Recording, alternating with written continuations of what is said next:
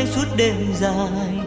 Có con sóng ngoài khơi tràn vào thuyền anh cuốn đi rồi, những ước mơ sau cùng.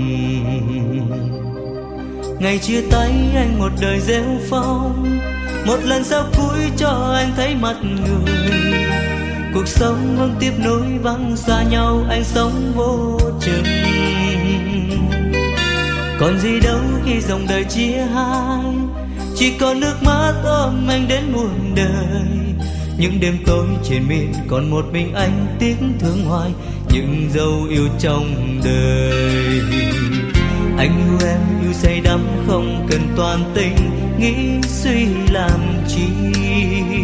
Anh yêu em sao chưa xót lãng quên tháng năm.